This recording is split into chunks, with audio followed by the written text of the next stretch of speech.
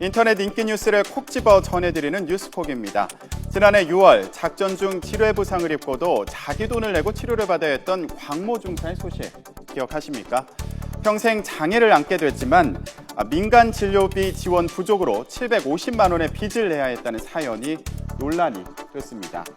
네, 이 사연은 곽 중사의 어머니가 정의당 심상정 대표에게 편지를 보내면서 알려졌었는데요. 또다시 논란이 되고 있습니다. 지난 8월 북한의 목함지뢰 도발 이후 정부는 피해 군인들의 민간 진료비 등 보상을 위해 법을 개정했습니다. 전투나 위험한 작전 중 부상을 입어 민간 병원에서 치료를 받는 경우 기존에는 30일까지만 요양비가 지급됐는데 이를 2년 이하로 늘리고 그리고 필요할 때에는 1년 이하로 연장할 수 있게 한 겁니다. 그런데 곽 중사는 개정된 법의 혜택을 보기 어렵다고 합니다. 국방부는 해당 법이 소급 적용되지 않기 때문에 곽 중사는 기존처럼 30일 동안만 민간 치료비를 지원받을 수 있다는 입장을 곽 중사 가족에게 전했다고 합니다. 사연이 알려졌을 당시에 제도를 개선하고 있는 만큼 진료비를 지원하겠다던 입장과는 다른 반응입니다. 억울하게 부상을 입고 보상도 제대로 받지 못하는 현실에 대한 지적이 잇따르고 있습니다. 어제 한불 정상회담이 끝난 뒤 열린 만찬에서 디저트로 제공된 메뉴가 관심입니다. 네, 프랑스 전통빵에 한국 고유의 단팥 앙금을 넣은 코팡입니다.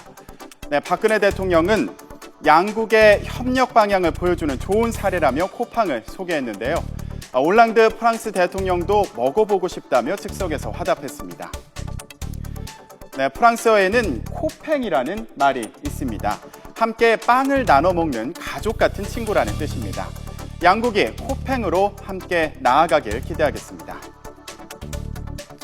이르면 내년 초에 반전세 대출이 나온다는 소식입니다. 전세 보증금을 낀 월세를 말하는 반전세는 최근 이렇게 급격히 늘고 있습니다. 하지만 기존 전세 대출은 전세만 또 월세 대출은 월세만 빌려줘서 반전세 수요를 충족시키지 못했습니다. 이에 따라 주택금융공사는 보증금과 월세 대출을 동시에 보증 지원하는 대출 상품 출시를 준비하는 것으로 알려졌습니다. 지난달부터 수요 조사를 진행하면서 구체적인 상품 구조를 검토하고 있다고 합니다. 월세가 늘고 있는 만큼 필요한 대출 상품이라는 반응과 함께 전세난을 부추길 수도 있어 제대로 준비해야 한다는 지적도 있습니다. 또 근본적으로 전월세난을 해소해달라는 반응도 나오고 있습니다. 지금까지 오늘의 뉴스콕이었습니다.